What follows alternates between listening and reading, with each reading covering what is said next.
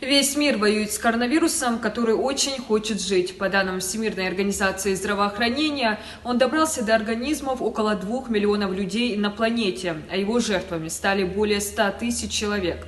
Странами-лидерами по количеству зараженных и умерших от COVID-19 остаются США, Испания, Италия, Франция, Германия и на 6-м месте Китай.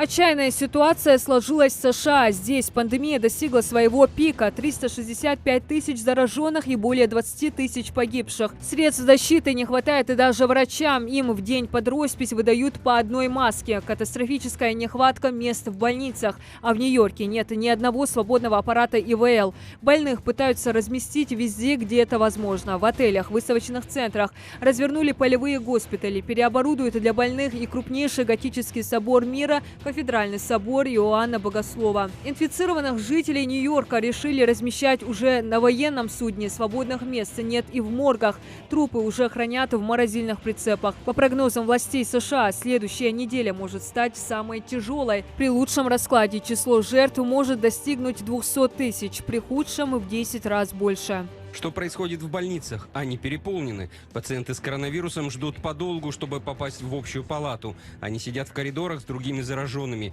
Многие обитатели домов престарелых с температурой рыдают и кричат, что они не хотят в больницу. Они кричат, что не хотят заразиться. Они знают, что им придется вдыхать воздух в приемном отделении, где 99% заражены коронавирусом. Но есть и утешительные новости. ВОЗ констатирует замедление темпов распространения COVID-19 в ряде европейских государств. Это Италия, Испания, Франция и Германия. Еще месяц назад на первом месте по уровню смертности от коронавируса была Италия. Сейчас эту строку уступает США. Всего в Италии заразились более 150 тысяч человек. Более 17 тысяч умерли. Выздоровели около 30 тысяч человек. Правда, начала снижаться нагрузка на больницы. Тяжелобольных все меньше. Число пациентов палат интенсивной терапии сокращается уже вторую неделю.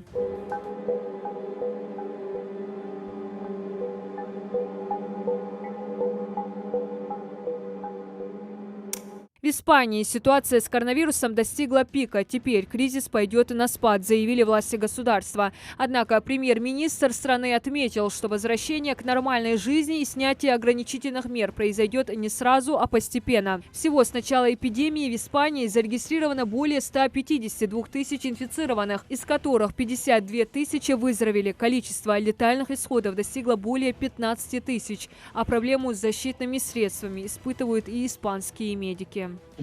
У нас не хватает защитного материала, не хватает масок, защитных очков, в том числе одноразовых водонепроницаемых костюмов. Нам приходится повторно использовать эти материалы. Во Франции в настоящее время в больницах находится около 30 тысяч человек, 7 тысяч из которых в реанимации. Эпидемическая ситуация остается стабильно тяжелой. С 17 марта власти страны ввели строгие ограничения на передвижение людей. Нарушителям грозит штраф. В стране не работают рестораны, кафе, кинотеатры и непродовольственные магазины. В общей сложности подтверждены более 93 тысяч случаев заболевания COVID-19. Скончались более 13 тысяч.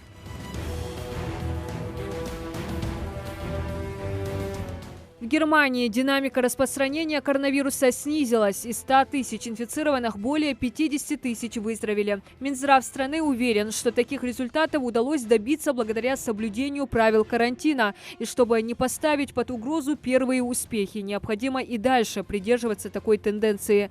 Всего зараженных в Германии 125 тысяч. Число смертельных случаев – 2800 человек. В декабре 2019 года эпицентром заболевания стал город Ухань, который находится в китайской провинции Хубэй. Первым человеком, который заразился новым коронавирусом, была женщина по фамилии Вэй. Она продавала на рыбном рынке Хунань живые креветки. Вэй уже вылечилась, ее выписали из госпиталя. А 8 апреля китайские власти открыли город Ухань. Жители начинают возвращаться к нормальной жизни. В городе за последнюю неделю 0 смертельных исходов и 0 случаев заражения за 26 дней. Все временные госпитали закрыты. А еще недавно здесь каждый час умирали инфицированные. Отсутствие новых зараженных не означает отсутствие риска. Снятие блокады Уханя не отменяет ослабление контроля за эпидемией. Открыть город не значит распахнуть двери своего дома.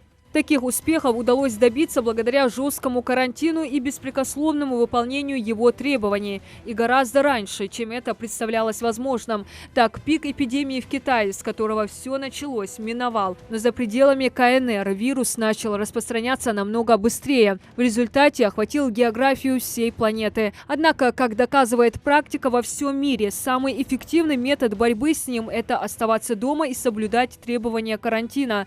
Но печальнее всего другое. Горький опыт самых продвинутых стран не становится поводом задуматься для многих жителей страны и, в частности, Ингушетии, что корона этого вируса держится крепко и щадить никого не собирается. Диана Дударова, Новости 24.